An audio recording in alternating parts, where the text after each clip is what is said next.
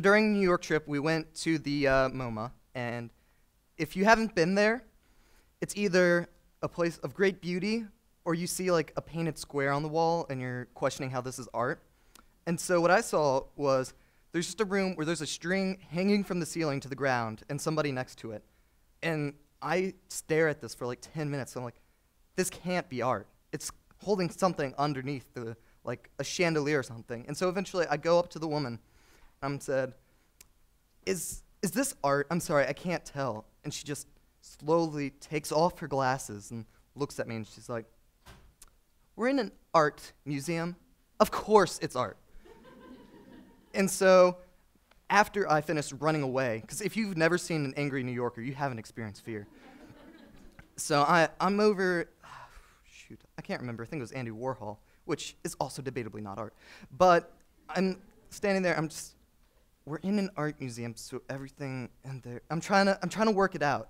And it's like one of those puzzles that you're given in like in the middle or lower school where it's like, an apple is a fruit, an orange is a fruit, but an apple is not an orange. And I'm applying it to this, and it's like, this is so much like everyday things, you know, and we always do that because we're people. We like organized things, and we want to see something fit into the slot neatly. Like, Legos are wonderful because you can make them all like a yellow thing over here, a red thing over here, and they never have to mix. But the issue is that we're going around in a world of things that aren't like two categories. It's not yes or no. It's more of a spectrum. We're looking at things, and we're trying to get to the common denominator, but we're not looking at what the things actually are. And nothing's more apparent with this than gender.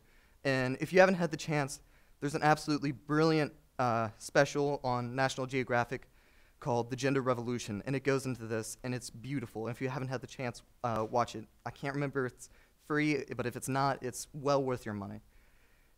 But the issue is that to society, specifically Western society, there's always been male, female. There's nothing else. The issue is that what we're finding is that it's not just these two things. It's so much more complicated, but we're trying to just condense it as much as we can so that it's never, everything's in its place. Anything that steps out of its place is just wrong, and you try to ignore that. And we're finding that it's nowhere near that simple. It's so much more. There's nothing that's that simple in the world. And you find that we're giving arbitrary slots to represent complex things. Like, if you think about it, men are supposed to be like manly and tough and, you know, rugged and lumberjacks and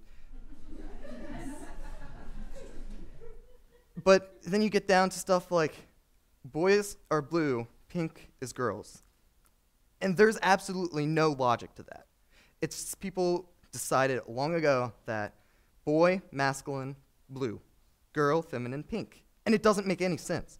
There's no reason why it should be like that. But when you see a newborn child, if they're a boy, they're in blue. And if they're in pink, they're a girl. And even a show like The Office has this point where there's a lady holding a baby, and Pam comes up to her and she says, "Oh, I like your girl because it's in pink." And the woman says, "No, it's a boy. His favorite color is pink." And that's supposed to be this weird and confusing moment. But when you look back at it now, it doesn't make any sense, because why can't a boy's favorite color be pink?